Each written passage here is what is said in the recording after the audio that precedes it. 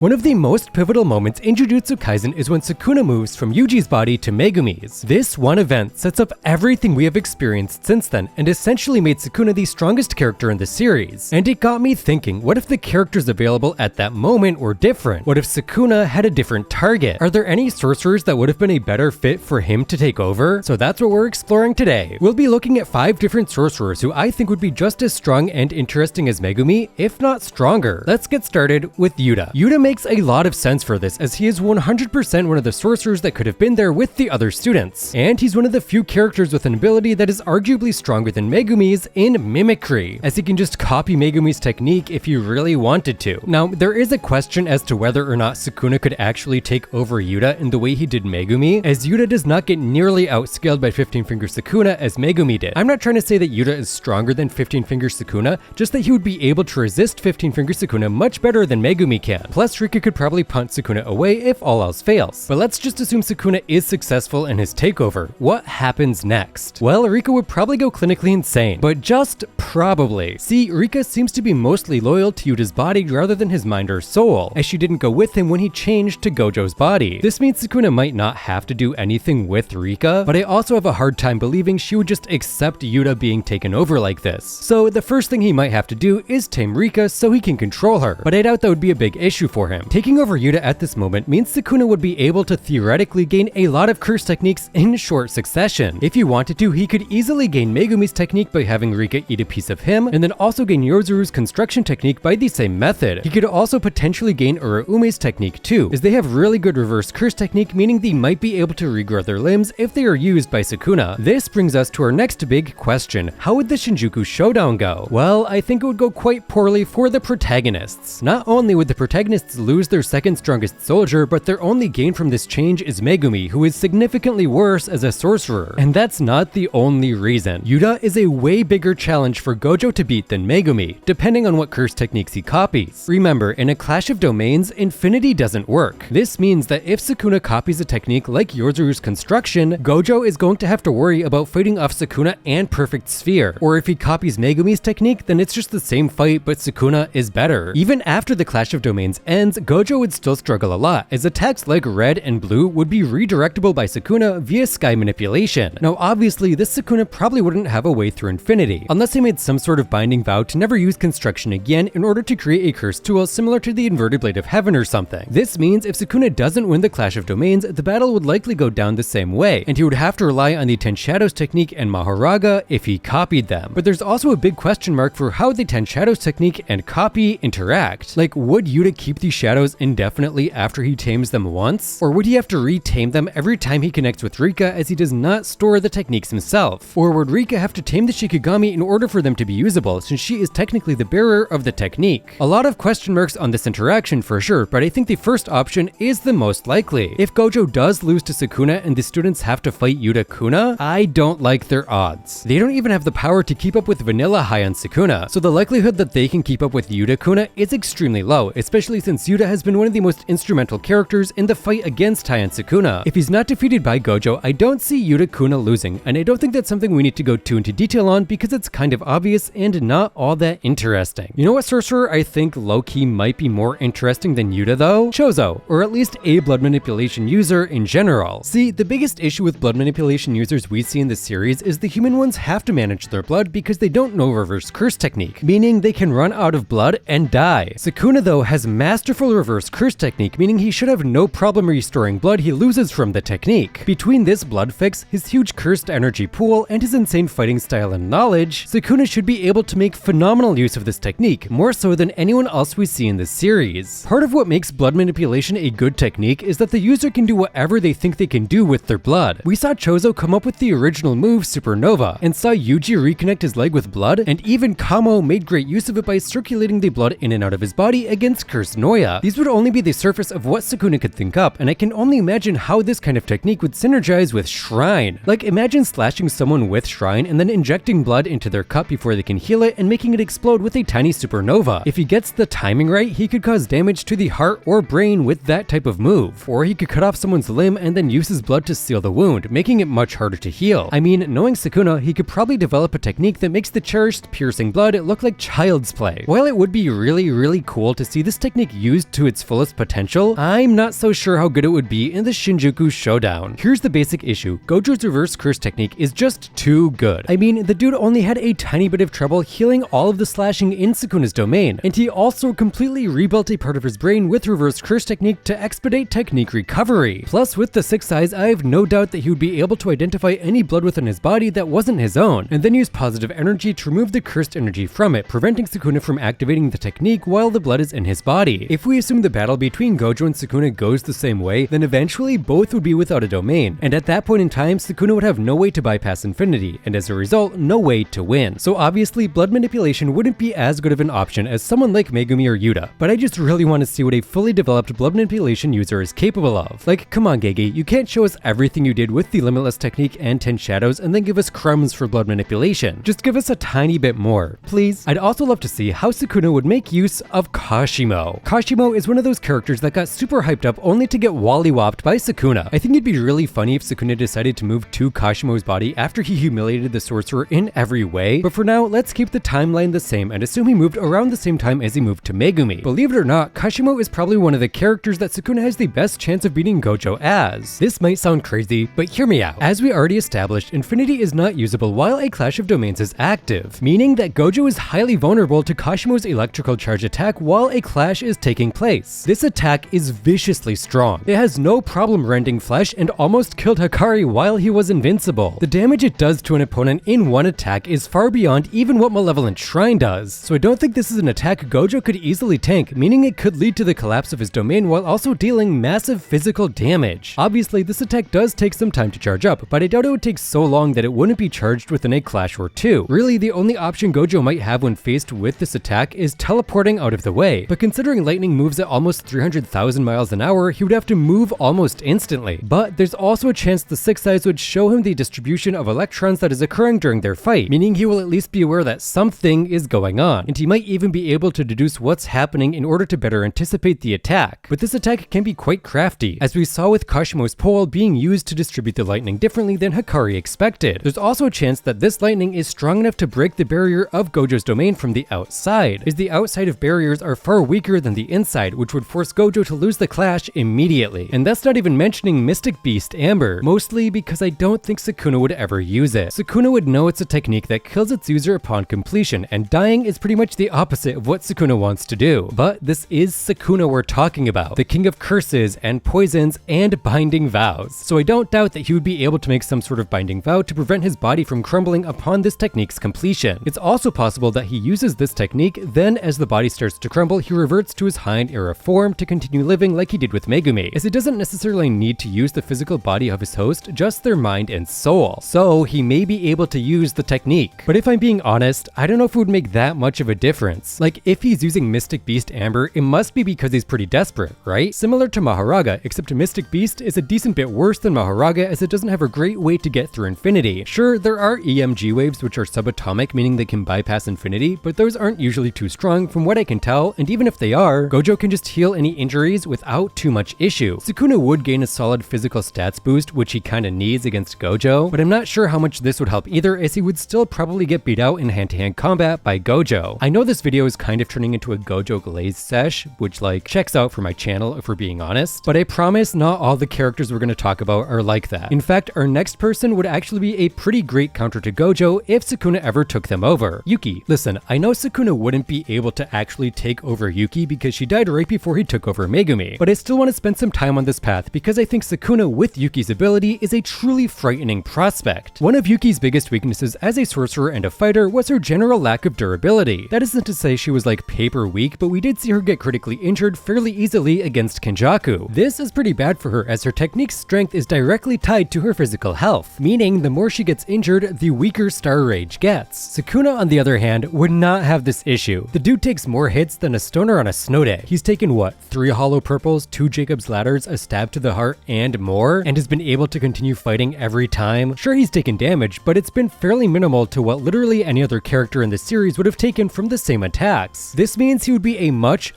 stronger user of Star Rage. He could be so much more brazen in his approach to combat than Yuki was, as he wouldn't have to worry about taking damage in the same way she had to. And more importantly, he would also hit even harder than she could, as he has a much larger pool of cursed energy to draw draw from. And considering the strength of Star Rage scales negatively with durability, it might also scale positively as well, meaning Sukuna would have a compounded higher upper limit for Star Rage's max power, within the limits of tensile strength of course. This alone is a frightening aspect. In a battle of domains, Star Rage is already a great ability to have access to, as its ability to do physical damage would be super effective at making domains collapse. In the Gojo and Sukuna fight, we see the duo spar a number of times while within their domains, and if Sukuna had been using Yuki's technique, all of these hits would have done way more damage, and it would have made the clash of domains way more one-sided. It's probably the only ability that I think would fully give Sukuna a win in the clash of domains. And we haven't even talked about Garuda yet. That little knockoff Rayquaza is already a great Shikigami in the hands of Yuki, but much like the 10 Shadows technique, I can't help but imagine Sukuna would be able to find even better ways to utilize the Shikigami. I don't know what they are at the moment, but I'm sure they exist. Let me know what you think they are in the comments down below. And while you're down there, go ahead and subscribe. It really helps out the channel. There's also the Black Hole. While its ability does kill Sukuna, it's still worth talking about. If Sukuna gets to the point of being defeated and he uses Black Hole, he could theoretically destroy the entire world if he wanted to. And honestly, I kind of feel like he would. He definitely strikes me as a sore loser from everything we've seen. He just does not like losing, and he's willing to do anything he can to stop himself from losing. So if he has to use a Black Hole to kill all of his opponents and it also happens to destroy the world, I think he would do it. Now, this still might not kill Gojo because of Infinity and his ability to just kind of ignore gravity, so he would still lose to Gojo ironically enough. But it's not like a Gojo would really survive all that long after the world is destroyed anyway, since there's no food or water for him to sustain himself on. Although the idea of Gojo traveling through space in search of sustenance is kind of bringing me intrigue, but that's not important right now. I could definitely see Star Rage aiding Sukuna a lot, and even though it's just one ability, I think it may be the one that aids him the most simply because of the nature of his own advantages. But we've talked about this ability enough. Let's move on to the final character that I think would be interesting for Sukuna to take over. Kinjaku. Kinjaku is interesting for a number of reasons, but it's mostly from a plot perspective. As someone who body hops, I think this would be a somewhat fitting end to Kinjaku rather than what we got. After 1,000 years of stealing bodies, he finally gets his stolen. Plus, his betrayal of Mihito was a huge moment in the series, and I think retouching on that by having Kinjaku get betrayed would be nice too. There's also the possibility that because of Kinjaku's history with body hopping, he wouldn't completely lose himself to Sukuna, and they would have a relationship similar to Pride and Kimberly after he was consumed. Maybe they could even work together in this way. I also think it would be really interesting to see how the cursed spirits Kinjaku had stored would interact with Sukuna. Would they go wild as if Kinjaku died? Would they just transfer to the new owner of Geto's body? Or would Kinjaku retain control over them even with Sukuna controlling the body? One thing we know for sure is he would lose access to Kuwari's technique, but that's not a huge issue for someone like Sukuna, as he would gain Kinjaku's memories, meaning he would gain knowledge on cursed spirit manipulation and Kinjaku's core technique as well. Oh, and also 1,000 years of battle experience, which would make Sukuna much stronger. It's also really interesting to think how this would affect Gojo, as Sukuna would presumably be using Geto's body to control Kinjaku, unless he decides to body hop to a different dead body, but that seems unlikely. If Sukuna and Gojo met the same way they did after Gojo was unsealed, I don't think Gojo would wait a month to fight Sukuna. He would have just beat that ass right then and there. The whole reason he went to the Star Corridor in the first place was to mourn Geto, and that was the first thing he did when he was unsealed. So to see Sukuna now controlling his dead friend's body, I think he would just want to lay Geto to rest right then and there. And I think he'd be able to do it without too much issue. Remember, this Sukuna only has 15 fingers to his name, so Gojo should have no problem outscaling and easily defeating him, considering he was able to defeat 20-finger Sukuna too. Because of this, there would be no Shinjuku showdown, so no clash of domains to cover and no students involved either. The series would just end right here, like it should have. And that's also the end of the video. Thank you so much for watching as always, and sorry if I sounded a little bit weird this week. I was sick last week, which is why I didn't upload, so I'm still recovering a little bit. I hope you enjoyed as always, and I'll see you soon for our next video.